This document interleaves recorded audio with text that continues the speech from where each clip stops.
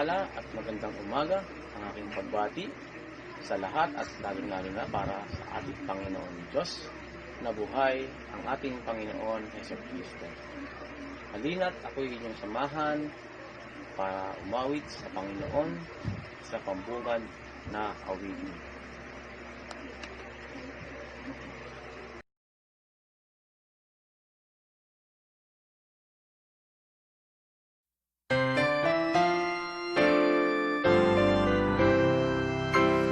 Blessed assurance, Jesus is mine.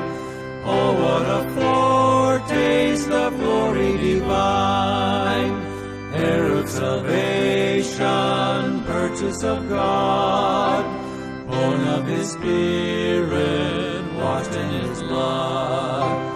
This is my story, this is my song, praising my Savior all the day long.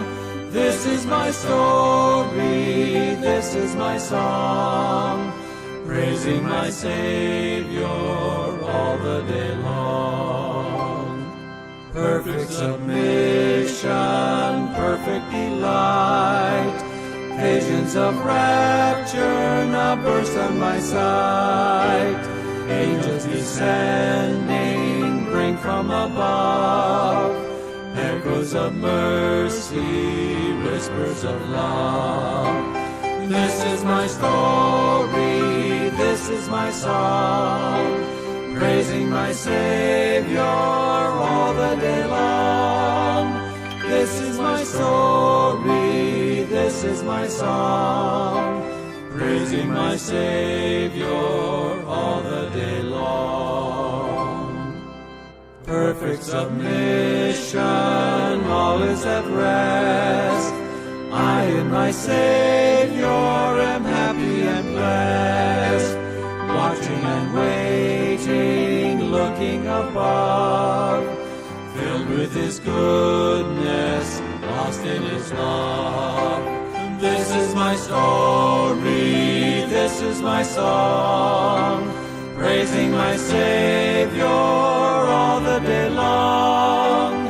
This is my story, this is my song, praising my Savior all the day long.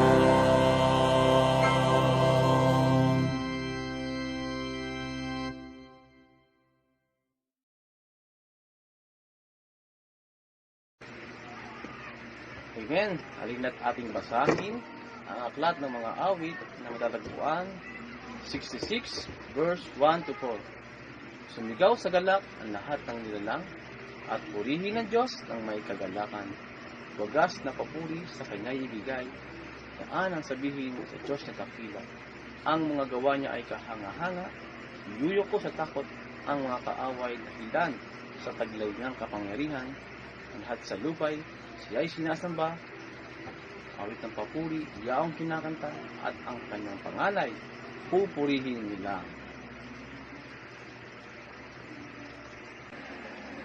Amen. Tayo po isang galing malangin. Ang malaming Diyos na banal, makapangyarihan sa lahat, kataas-taasan, panal at tapat. Sa ngalan po, ang inyong nanak ng aming Panginoon sa Kristo, purihin ka, Panginoon, dakilain mo wala tigil ka. Ang Diyos ng mga Diyos, hari ng mga hari. Ikaw ang aming sinasamba sa Espiritu at sa aking Panginoon, maraming salamat po sa oras mo ito na bibigyan kami pinagkaisa sa ganitong gawain. Ama, dalangin mo namin sa galing ito, sa umagang ito, kami ay iyong samahan, kami ay iyong patnubayan sa gawain na ipinagkatiwala mo po sa bawat isa sa amin. Sa lahat ng mga gagamitin mo, Lord, tubayan mo sila, pagpalain mo ang bawat puso, ang bawat buhay, ang punang kanilang sambayanan. Pagpalain mo, maging ang mga kapatilan po namin na makikinig, na manunood sa umating Panginoon. Lord, hallelujah, maraming salamat. Amin ang inaangkin, ang kaalisan, ang katagumpayan, ang gawain sa oras mo ito. Purihin ka, dakilain, luwalhatiin ka. In Jesus' name we pray. Amen.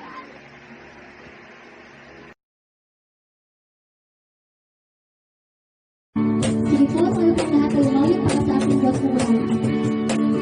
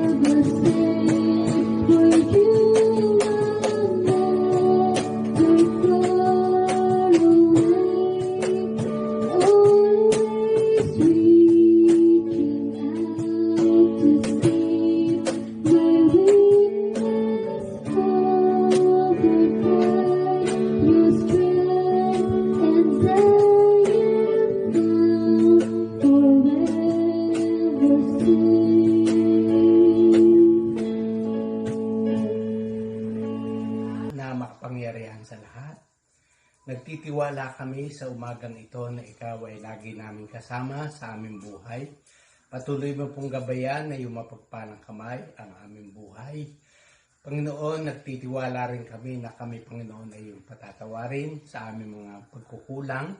Kung meron kami nagawang pagkakasala, Panginoon, alam mo na ikaw ang magpapaayos ng aming buhay. Panginoon, sa umagang ito, nagtitiwala kami na ikaw ang patuloy na gagabay sa aming bansa, sa panguna ng aming Pangulong Duterte. Ikaw nawa, Panginoon, ang magpapagaling sa mga may karamdaman na aming mga kapatiran, Panginoon.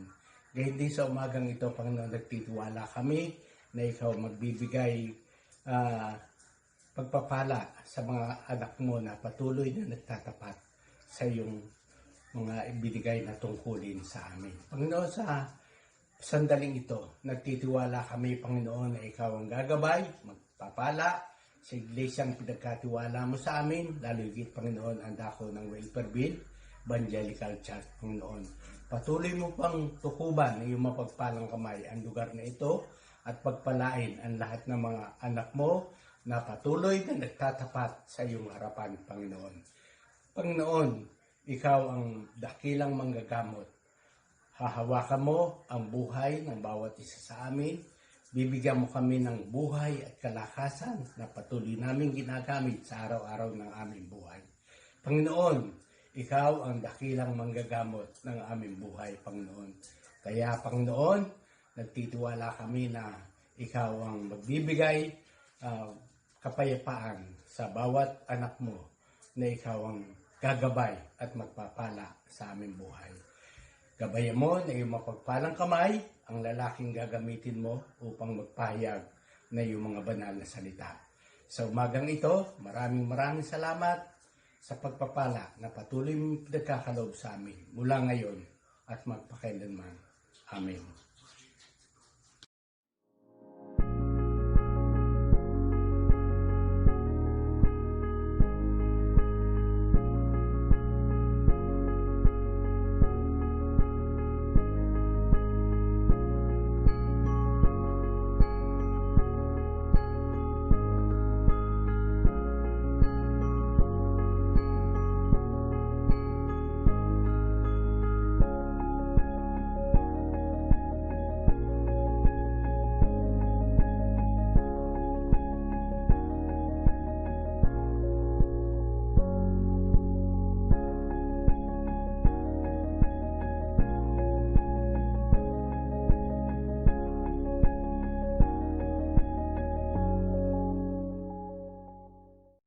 Magandang umaga po sa ating lahat sa ating pong pagkapatuloy ng ating pong paksa, The Invested Life. Ang paksa po natin sa umagang ito ay pinamagatan po nating intentional and personal. Follow the Jesus way of intentional and personal discipleship. Napakahalaga po na makita natin na ang Panginoong Diyos ay tumatawag sa atin, hindi lamang upang maging mga anak niya, kundi sumunod sa atas na nais niya, upang tayo'y maging mga disipulo. Na eventually tayo po'y gagawa ng disipulo para sa Panginoon. At iyan po yung ating mga nakaraang pag-aaral at sana po ay nakukuha po natin yung idea na ginagawa ho natin ito para ang bawat isang mga Kristiyano, ang bawat isang tumanggap kay Jesus ay hindi masatisfy na tayo po ay mga Kristiyano lang pero hindi ho natin isinasabuhay yung ating pagiging Kristiyano. Mahalaga po rito na tayo po'y nagiging alagad o disciple ng ating Panginoon. Pag sinabi natin disciple, learner, student ng ating Panginoong Yesus, no? Sabi po dito yung intentional. Ang ibig sabihin po noon, ito po yung sinasadyang gawin o may tiyak na layunin. Makikita po natin mamaya sa ating pag-aaral kung ano po yung intensyon at ano po yung layunin kung bakit tinawag ng Panginoong Yesus yung kanyang mga alagad. Pangalawa po, makikita po natin yung salitang personal. Ang ibig sabihin po ng personal is relating to a person or individual. Makikita po natin sa ministeryo po ng Panginoong Yesus, madalas po siyang makipag-ugnay sa mga tao, no? Personal. May malalim na ugnayan sa mga tao. At nais ko pong tignan natin sa ating pag-aaral ngayon, yung halaga ng salitang personal and intentional sa pagdidisipulo ng ating Panginoong Yesus. Nais ko pong dalhin kayo sa aklat ng Marcos, Kabanatang 3, talatang 13 hanggang 15, ganito po ang ating mababasa. Pagkatapos ay umahon si Jesus sa bundok, kasama ang kanyang mga pinili. Humirang siya ng 12 na tinawag niyang mga apostol upang maging kasama niya, suguing mangaral at bigyan ng kapangyarihang magpalayas ng mga demonyo. Alam niyo po, discipleship is an important theme in the book of Mark. No? Sa aklat po ng Marcos, kung meron pong isang napakahalagang aral o isinalaysay si Marcos, yung kahalagahan po ng paggawa ng alagad ng ating Panginoong Yesus. Kung paano niya pong nakasama yung kanyang 12 alagad. Kaya po dito sa Mark chapter 3 ay diniscuss po yung pagpili ng 12 alagad. Pero hindi po tayo magpo-focus dun sa 12, kundi gusto ko pong makita yung proseso na dinaanan ng ating Panginoong Yesus kung paano niya po pinili at pinangunahan yung 12 mga alagad, or eventually, tinawag po mga apostol ng ating Panginoong Yesus. No? Ang una pong bagay yung pagpili ni Yesus sa unang mga alagad. Paano niya po ito pinili? Tingnan niyo po yung verse 13. Sabi po nito, pagkatapos ito, umakyat si Jesus sa bundok at tinawag ang mga taong pinili niya. Sa Luke chapter 6 verse 12, ito po yung sabi sa parehong kwento. No? Sabi po, nung panahong yon, umakyat si Jesus sa isang bundok at magdamag siyang nanalangin sa Diyos. Madalas po sa mahahalagang mga pangyayari sa buhay ng Panginoong Yesus, nag-uukol po siya ng mahabang panahon sa pananalangin. Sa pagkakataon po ito, sa pagpili ng kanyang mga alagad, ipinapahiwatig po ng mga talata sa Biblia na siya ay naglakbay paakyat sa bundok. No? Hindi ko po alam kung gaano katagal ito, pero bakit niya po ito ginawa? Si Kristo po ay umalis sa isang lugar upang mapag-isa, upang magamit niya po yung kanyang oras na walang mga nakakaabala, upang mapalayo po siya o lumayo po doon sa maraming mga tao. Siya po ay nagtungo sa isang lugar na kung saan hindi siya masusundan ng iba pa upang siya ay makapanalangin. Titingnan po natin dito that Jesus was God, yet He was also a man of prayer. No? Siya po ay tao ng pananalangin o mapanalangin. No? Tignan po natin, sabi ko sa Mark chapter 1 verse 35, madaling araw pa'y bumangon na si Jesus at nagpunta sa isang lugar na walang tao at doon ay nanalangin siya. Ganon din po yung talatang binasa natin kanina sa Luke. Sabi po, ng panahong yon, umakyat si Jesus sa isang bundok at magdamag siyang nanalangin sa Diyos. Maingat na pinili po ng ating Panginoong Yesus yung kanyang mga alagad. Kumuha siya ng payo mula sa kanyang ama sa mga taong kanyang makakasama sa ministeryo.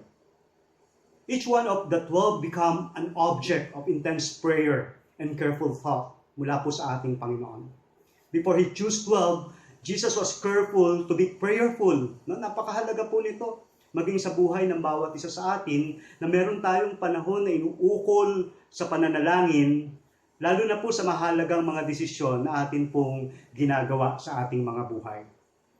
Nagpakita po ng labis na pagmamalasakit si Kristo sa pagpili ng kanyang mga alagad sa pamamagitan ng paglayo upang gugulin ang buong gabi na nag-iisa upang makausap at isang guni sa kanyang ama ang kanyang mahalagang pagpili. Mapapansin po natin habang binabasa po natin ang Ebanghelyo, nakikita po natin si Jesus bilang master disciple maker. Kung paano yung kanyang pamamaraan sa pagpili, pagsasabuhay, at pagtuturo sa mga alagad upang gampanan yung kanilang tungkulin, yung kanilang layunin, yung kanilang misyon. Ginugol niya po yung kanyang oras at panahon sa kanyang public ministry at siya po ay nakatuon sa kanyang misyon. Lagi yung ito ang nasa isip niya, yung kanyang misyon. Ipahayag ang paghahari ng ating Panginoong Diyos. Si Jesus po ay mahusay na nakikipag-ugnayan sa mga tao. At yung pagkapakita po ng pagkapahalaga sa kanila. Makikita po natin sa Biblia, ang dami pong mga tao, babae o lalaki, na kanyang nakasalamuha, nakausap ng personal. At nakita po natin kung gaano yung kanyang puso ay nagmamalasakit sa kanila. Tinanggap mo po ng ating Panginoong Yesus sila, kahit sino pa sila at kung nasaan sila. Hindi niya po sila iniwanan doon. At alam po natin, mahal ng Panginoong Yesus ang mga alagad, yung mga tao, kahit pa sa kabila ng kanilang mga pagkakamali. At sa pamamagitan po ng biyaya, ay ginabayan niya ang kanilang pagbabago sa isang buhay na nakasentro sa ating Panginoong Diyos. Ganito din po yung ating kalalagayan. Mula po dun sa ating pagkakasalay, tinanggap tayo ng Panginoon upang maranasan po natin yung pagtawag niya upang maging mga anak ng Diyos. And eventually, makikita ho natin ang pagtawag ngayon ng Panginoong Diyos upang maging alagad na susunod sa Kanya. Yung mga una pong alagad ay hindi mga popular o mga kilalang mga tao. Sila po'y pawang mga pangkaraniwang tao lamang, subalit tinawag ni Jesus na bumuo ng Kanyang mga alagad.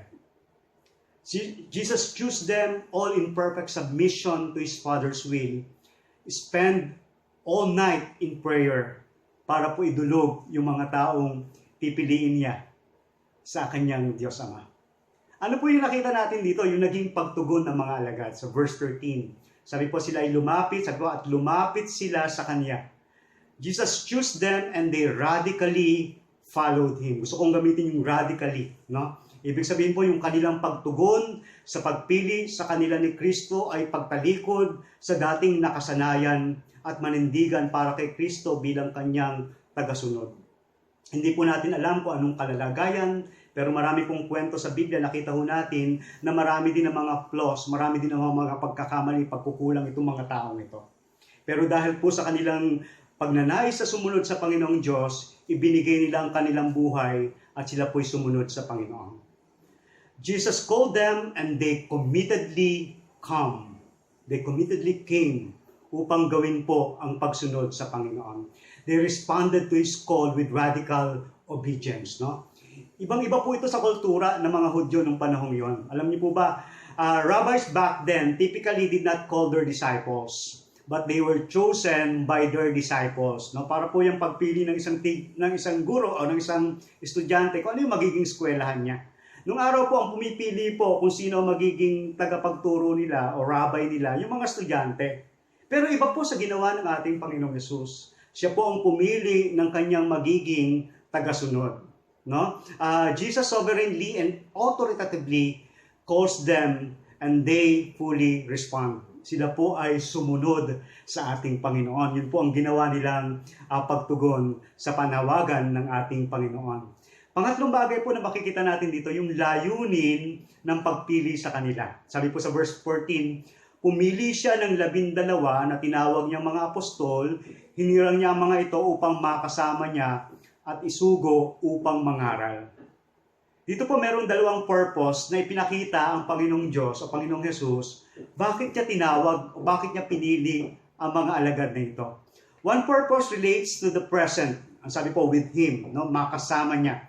And the other purpose relates to the future. Sabi po dun sa verse 15, send them out, no? Dalhin sila o isugo sila. Yung una pong layunin ay tumutukoy sa kasalukuyan at yung ikalawa naman ay tumutukoy para sa hinaharap kung ano po yung gagawin nila para sa Panginoong Diyos.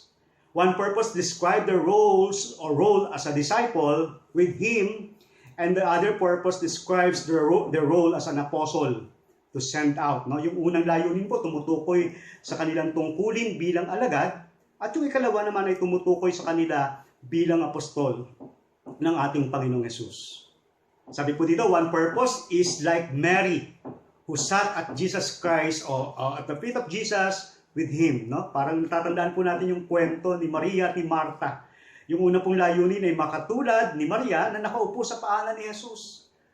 Nag-aaral, no? Nakikinig sa lahat ng ipapahayag ng Panginoon.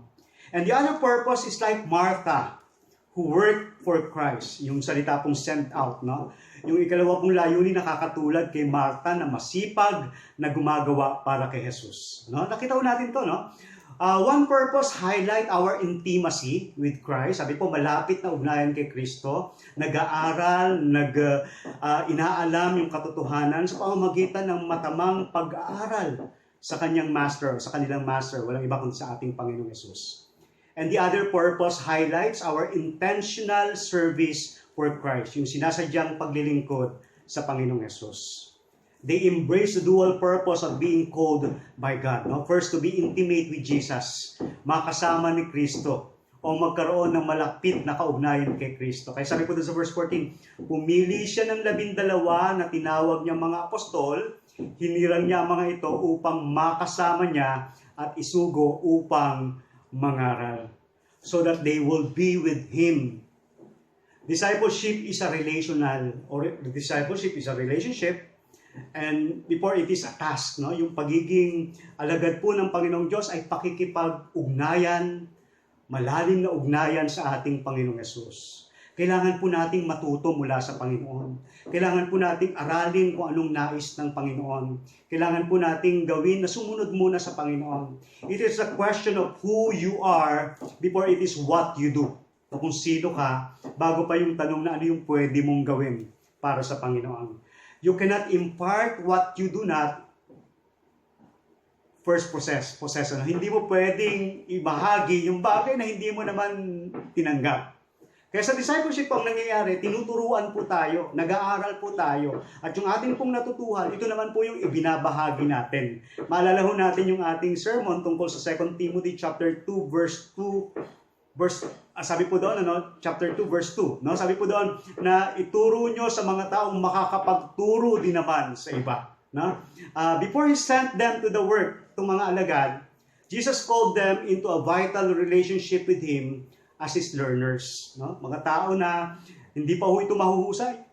Actually, yung iba dito mga pasawa, yung iba dito mga reklamador, yung iba dito hindi pa alam yung ibig sabihin ng pagiging Panginoon marahil. At hindi pa marahil alam kung paano talaga yung pagsunod sa Panginoon Diyos. At yung mga alagad pong ito, kinakailangang matuto mula kay Kristo at lumago sa Kanya. Yung paglago po ay kailangan ng isang alagad upang siya po ay lumago sa maraming bagay. Kaya pagiging alagad po nagpapatuloy. Habang tayo po ay nabubuhay, ginagawa po ng Panginoong Diyos na tinuturuan tayo. Kaya mahalaga po yung pag-aaral. Pag-aaral ng banal na kasulatan ng personal, pag-aaral ng sama-sama, yung ating pong Bible study group, kung meron po tayong small group, o maging yung katulad dito na tayo po ay nag-aaral ng sama-sama, yung corporate worship at pag-aaral ng salita ng ating Panginoon. Kasi kailangan po tayong lumago sa lahat ng aspeto ng ating buhay. Sabi po dito, we need to grow in our in depth of God's Word. No, yung malalim na pag-alam sa salita ng ating Panginoong Yesus. No? To know God's will, you must know God's Word. Know theology. Know how to answer the controversial issues of the day. Kasi minsan, ang babaw lang ng ating pagkakaalam. Pero pinakamainam po, habang tayo lumalalim sa Panginoon, marami po tayong natututuhan. Lumalago po tayo sa salita ng ating Panginoon. Sabi po, grow in humility because pride is our biggest enemy. Di ba? Dapat habang tayo lumalapit sa Panginoon, mas lalo po tayong nagiging mapagpakumbaba. Grow in faith and trust of God under any circumstances. Lalo na sa panahon ngayon. Minsan nauuga po yung ating pananampalataya. Lalo na kung hindi tayo matibay na nakakapit sa mga pangako ng Panginoon. Sa pagdating ng mga hamon sa buhay, sa pagdating ng mga pagsubok, nasusubukan kung anong klaseng pananampalataya meron tayo. Kaya kailangan po we must grow in faith. No? Lumalago po tayo sa pananampalataya. Grow in passionate commitment to Christ. No? Yung mahalaga po yung pagbibigay ng ating buhay para sa Panginoon. Pagbibigay ng ating commitment para sa Panginoong Diyos. Pagtatalaga ng ating buhay. Na hindi po tayo satisfied na ito lang yung aking ginagawa para sa Lord. Kundi nag-invest po tayo ng panahon, ng oras, even our resources, yung ating salapi, yung ating talento, ginagamit po natin para sa Panginoon. No? Kailangan po tayong lumago in passionate commitment para sa ating Panginoong Yesus. Paano po ito ginagawa ng ating Panginoong Yesus? Ang sabi ho ng talata, tinawag niya yung mga alagad at siya po ay namuhay kasama ng mga alagad araw-araw.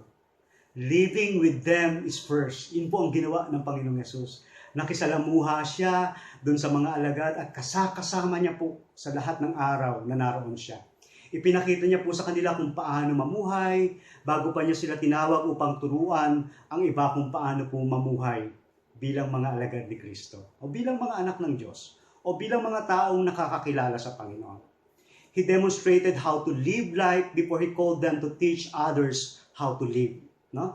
Ang una pong bagay na ginawa ni Kristo para sa kanila o sa kanyang mga alagad ay yung pakikibahagi sa kanya sa kanyang pang-araw-araw na buhay.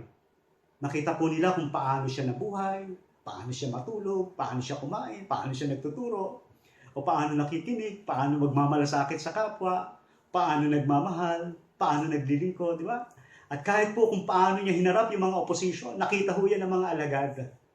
Alam ho ng mga alagad yan kasi nakasama po sila ng ating Panginoong Jesus. No?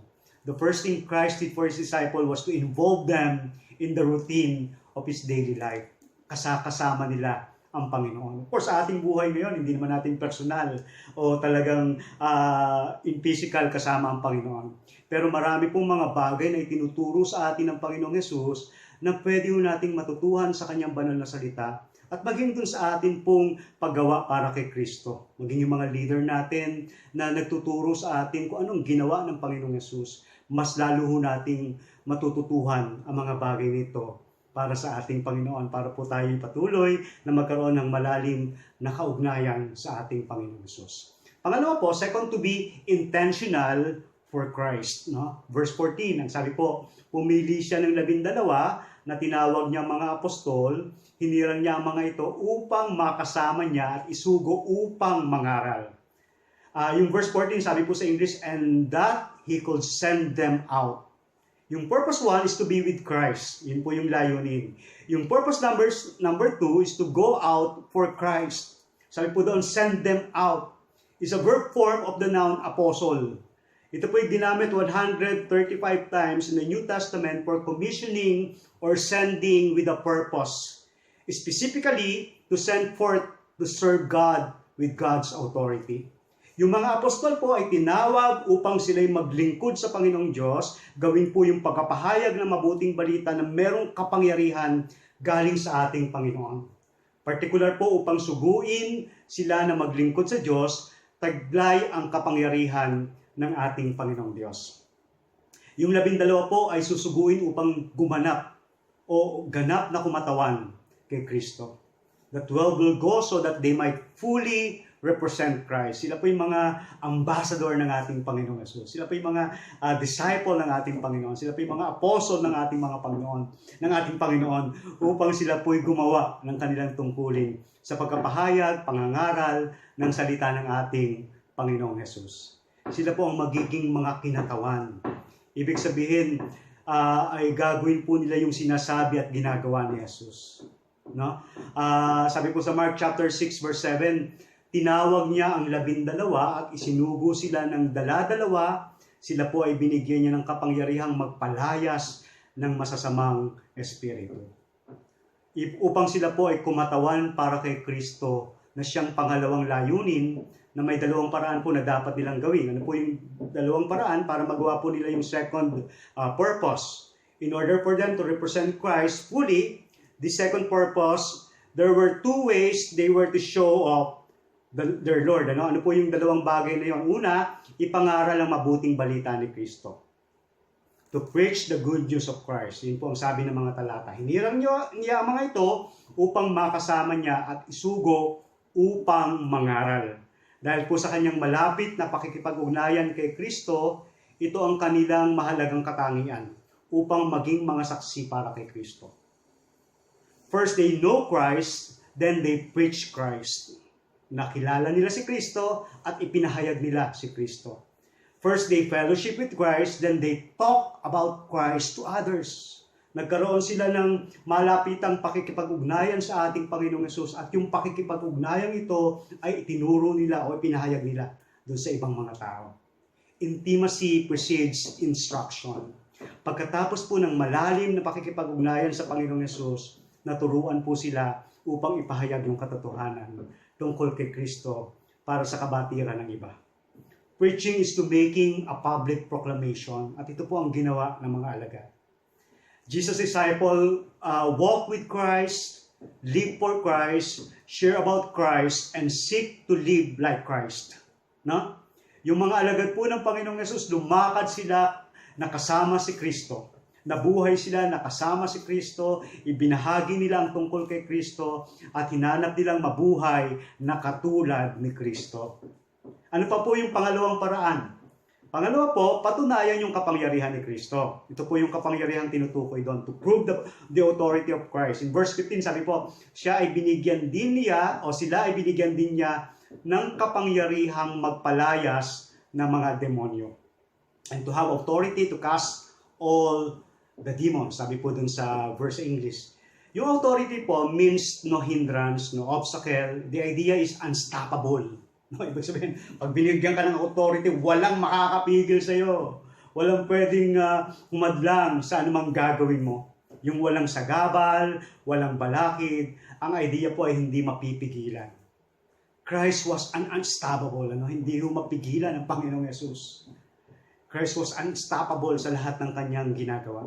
Si Kristo po ay hindi mapipigilan. Wala pong kaaway, wala pong demonyo, tao na maaaring hadlangan siya. Ito po'y laban ng ating Panginoong Yesus. Wala pong pwedeng lumaban sa Kanya. Wala pong pwedeng linlangin siya o pigilan siya sa anumang paraan. Kung yung mga alagad po na ito ay maglilingkod para kay Kristo, na tulad ni Kristo, magkakaroon po sila ng parehong kapangyarihan na mayroong si Kristo.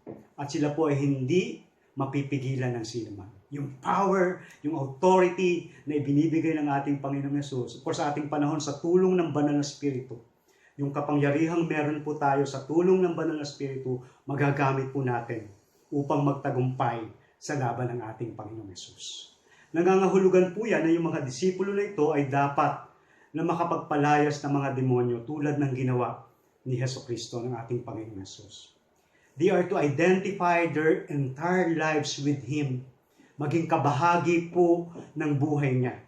Empowered with this message, they will be heralds of the good news. No? May kapangyarihang maibahagi yung mensahe ng mabuting balita sa lahat ng tao. Yung kanila pong mga buhay dapat nakaugnay sa Panginoong Yesus. Sila po'y pinalalakas ng kanyang salita at binibigyan ng kapangyarihan na ipangaral si Kristo. Pinili po ni Jesus ang mga alagad para sa layunin na sila po ay magkaroon ng malalim na kaugnayan sa Kanya at gawin ang Kanyang misyon na ipangaral si Kristo at gumawa ng mga alagad. Tulad po ng mga unang alagad, tayo po ay tinawag ng Diyos sa isang malalim at personal na pakikipag-ugnayan sa Kanya. To be imitator of Christ, no? To imitate Christ and to be intentional for Christ. Tinawag po tayo upang maging mga alagad ni Kristo. At sana po sa pagiging alagad natin ni Kristo o pagiging alagad tayo ni Kristo, naranasan po talaga natin na meron tayong malalim na pakikipag-ugnayan sa Kanya. Tayo po ay merong personal na pag-aaral ng salita ng Diyos. Personal na pananalangin. Nagbabahagi po tayo ng salita ng Diyos. Sumasamba po tayo sa bawat araw. Hindi lang po sa katulad ng ganitong pagkakataon, kundi meron tayong personal devotion, personal worship sa ating Panginoon. At tayo po ay nagpapahayag ng kadakilaan, ng kabutihan ng Panginoong Diyos sa kapangyarihan ng Banal na Espiritu. Ito po ang paraan kung paano tinawag ang unang mga alagad.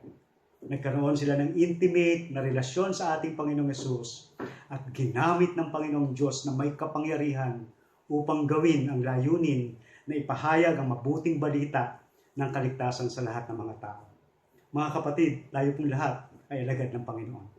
Kamusta na po ang buhay natin bilang alagad? Nagpapailalim ba tayo sa kapangyarihan ng Panginoon? Tayo po ba'y nag-uukol ng panahon na mag-aral, matuto, alamin ang kalooban ng Panginoong Diyos? At nag-uukol ba tayo ng panahon upang ipahayag si Kristo, lalo na po sa mga taong hindi pa nakakilala sa Kanya, maging alagad at gumawa ng mga alagad para kay Kristo? Tayo po ay lumapit sa ating Panginoon, tayo po ay magwakas sa panalangin. Salamat po, Ama, dahil sa katotohanang amin pong narinig ngayon, na kayo po ay tumatawag at kayo po ay nag-aantay ng pagtugon. Tulungan mo po kami, Panginoon, na yung mga alagad. Turuan mo po kami, Panginoon, na patuloy na mag-aral mula sa iyo, matuto mula sa iyo, Panginoon. Maranasan po namin ang mga dakilang mga aral at katotohanang nakapaloob sa iyong mga banal na salita. At ito po'y aming may sa buhay, may pangaral, may pahayag, at kami po ay turuang maging alagad na gumagawa din naman ng alagad para sa iyo. Sa iyo po ang kapurihan, ang kalwalatian, sa pangalan ng aming Panginoong Yesus. Amen.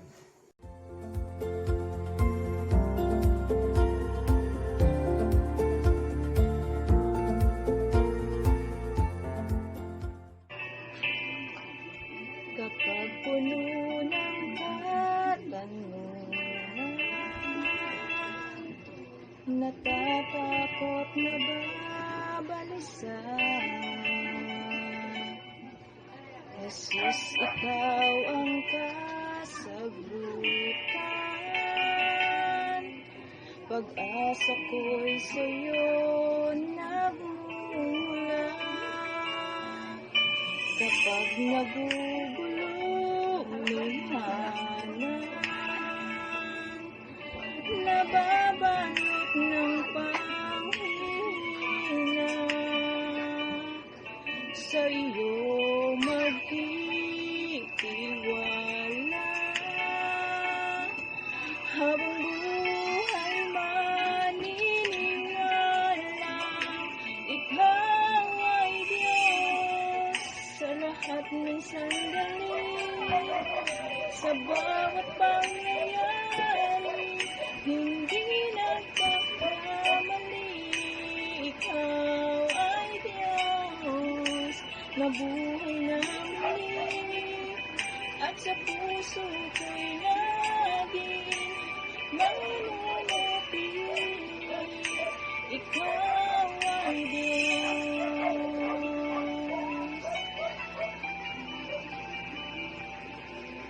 Problema ay pinapayagan, dakila ang iyong dahilan. Malinaw ang kapahayagan, ikaw ay Diyos tapat kailan pa man. At sa bawat kaganapan, hindi na mag-aalinlangan. Sa iyo'y may katiyakan. Habang buhay pananaligan, ikaw ay Diyos sa lahat ng sandali, sa bawat pangyayari, hindi nagkakamali. Ikaw ay Diyos na buhay na muli, at sa puso ko'y laging mananatili. Ikaw ay Diyos, buong buhay ko'y ibibigay sa'yo. Imposible ay kayang-kaya mo.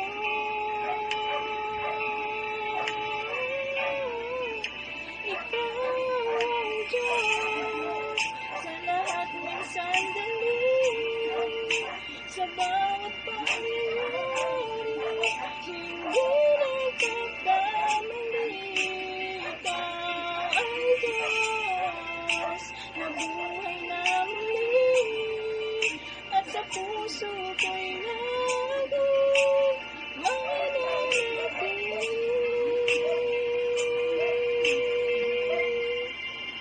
Ikaw ay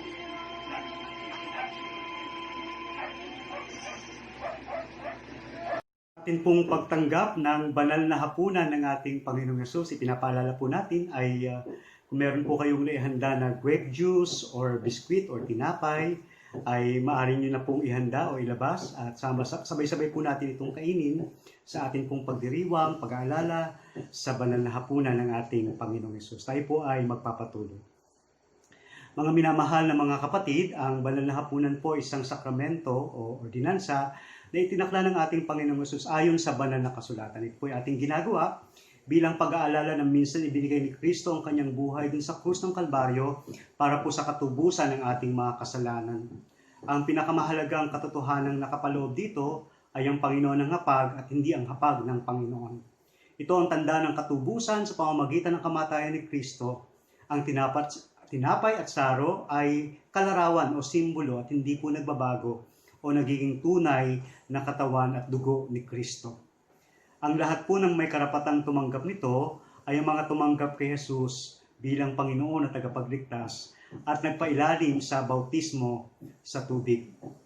Samahan niyo po ako sa pagbasa ng banal na kasulatan dito po sa aklat ng unang Korinto, kabanatang 11, talatang 27 hanggang 32, ganito po ang ating matutunghayan. Ang sinumang kumakain ng tinapay at umiinom sa saro ng Panginoon ng di nararapat, ay nagkakasala sa katawan at dugo ng Panginoon.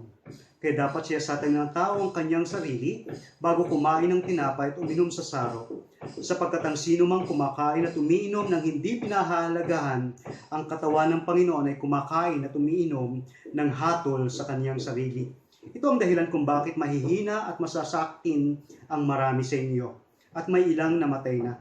Kung sisiyasatin muna natin ang ating sarili, hindi tayo hahatulan ng Panginoon. Ngunit kung hinahatulan tayo ng Panginoon, tayo itinutuwid niya upang hindi tayo maparusahan kasama ng sanlibutan. Tayo po ay saglit na manalangin. Panginoon, sa mga oras na ito, siyasatin mo po ang aming mga puso. Pakalinisin mo po kami, Panginoon, sa iyong banal na harapan. Kung meron ka pong nasumpungang pagkakasala kami, Panginoon, humihingi po ako ng kapatawaran sa lahat ng aking mga nagawang mga kasalanan. Kayo po ang maghari sa aking puso, Panginoon. Kayo po ang siyang bumago sa akin at maranasan ko po, Panginoon, ang kapuspusan ng iyong banal na Espiritu at ang pagkapala mo ang patuloy na maranasan. Sa pangalan ni Jesus, Amen. Ang sabi ho ng banal na kasulatan, kung nagkasala ang sinupan, may tagapamagitan tayo sa Ama, at siya ay si Jesucristo ang walang sala. Sapagkat si Kristo ang handog sa ikapagkapatawad ng ating mga kasalanan at kasalanan din ng lahat ng tao. Kaya kung ipinapahayag natin ang ating mga kasalanan, maaasa nating ipatatawad ng Diyos ang lahat ng ito at linisin tayo sa lahat ng ating kasamaan sapagkat siya ay matuwid. Kaya nga kayo na ngayon ay nagsising tapat at pinatawad sa inyong mga kasalanan at patuloy na nagnanasang sundin ang banal na kalooban ng Diyos ng buong kagalakan at katapatan. Magsigulog kayo dito na taglay ang buhay na pananampalataya at tanggapin itong hapunan ng Panginoon para sa inyong patuloy na kaaliwan at katibayan ng pananampalataya. Atin pong italaga ang tinapay at saro na atin pong gagamitin sa ating pong banal na hapunan. Ama namin sa kalangitan, dahil po sa iyong walang hanggang pag-ibig, ay yung ipinagkaloob ang iyong buktong na anak na si Jesucristo upang siya magtiis ng kanyang hirap doon sa kamatayan sa krus ng Kalbaryo sa pagtubos sa amin. Kaya na siya ang naghain ng kanyang buhay upang maging sakdal at sapat na kabayaran sa mga kasalanan ng sanlibutan. Siya rin ang nagtatag ng sakramentong ito at ipinagutos sa amin ang patuloy na pag-aalala sa kanyang mahalagang kamatayan hanggang sa ikalwaryang pagparito. Isinasamo po namin sa iyo, Amang mahabagin, lingapin po kami at ipahintulot sa amin na kung matanggap na namin ang tinapay at saro ng mga kalarawan at katawan ng aming Panginoon Jesucristo, ay patuloy rin naming maalaala at maranasan ang kanyang masaganang pag-ibig at pagpapala ngayon at magpakailanman. Amen. Itong aral na tinanggap ko sa Panginoon at ibinibigay ko naman sa inyo. Ang Panginoong Yesus nung gabing siya'y pagkanulo ay dumampot ng tinapay, nagpasalamat at pinagpirapero sa ito at sinabi, ito ang aking katawan na inihahandog para sa inyo. Gawin niyo ito bilang pag-aalala sa akin. Gayun din naman matapos maghapunan ay hinawakan niya ang saro at sinabi, ang sarong ito ang bagong tipan na pinagtitibay ng aking dugo. Tuwing iinumin niyo ito, gawin niyo ito bilang pag-aalala sa akin.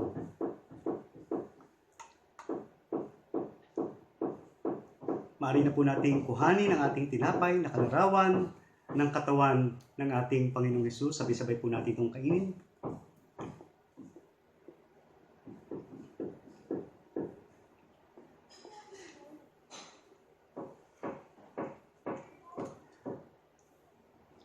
Kuhanin po natin ang saro o alak o fruit juice na kalarawan po ng dugo ng ating Panginoong Jesucristo.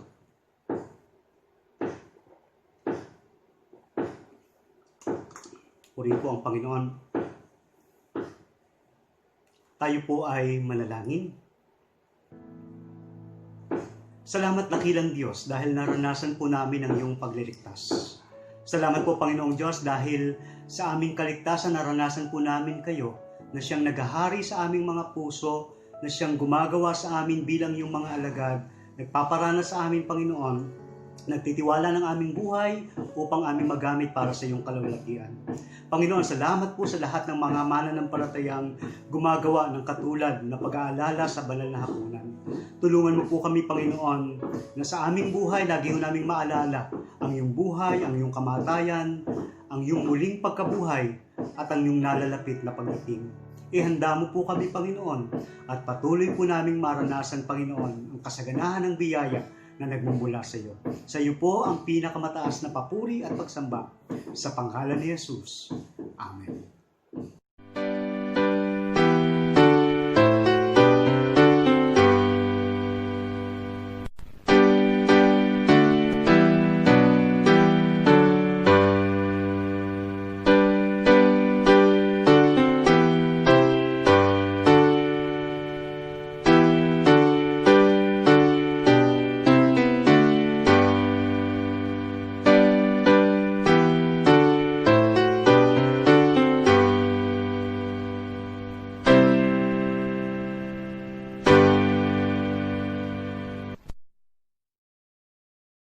Tayo po ay magwakas sa panalangin. Dakilang Diyos, salamat po sa mayamang biyaya mo sa bawat isa sa amin, sa iyong kapahayagan ng iyong mga buhay na salita, sa aming pagsasama-sama bilang iyong mga alagad, sa mga kapahayagan ng iyong kadakilaan, sa mga awit na aming inawit, sa mga dakilang bagay na ipinahayag mo sa amin. Maraming salamat po sa iyo. Salamat po sa pagkakatipon ng bawat isa sa amin. Dalangin ko po, Panginoon, bawat isa po na narito ngayon, tulungan mo kami, Panginoon, kung meron po kami mga kabigatan sa puso, mga bagay na nais po naming ipagkaloob sa iyo. Ino-offer po namin ito, Panginoon, para sa iyo. Biyaan mo po ng kalakasan, kagalingan, ang mga kapatid namin nasa panahon ng kanilang pagkakaroon ng karamdaman. Kayo po magbigay ng kagalingan sa kanila at ibalik mo po yung kanilang lakas upang magpatuloy po sila sa paglilingkod sa iyo. At mga Panginoon, patuloy kang magparana sa amin, Panginoon. Sa lahat po ng aming gagawin, kayo po ang maitaas, kayo po ang maluwalhati, at sa amin pong pansamantalang paghihiwa-hiwalay, Panginoon, ay patuloy na igawad sa amin ang iyong masaganang basbas at pagkapala. Mga kapatid, mula doon sa kalwalatian ng Diyos amang makapangyarihan sa lahat, tanggapin natin ang mayamang pag-ibig ng Ama, ang pagliligtas ng ating Panginoong Hesukristo, ang kaaliwan, pakikipisan ng banal na Espiritong sumaatin, magmula ngayon at magpakailanpaman. Amen.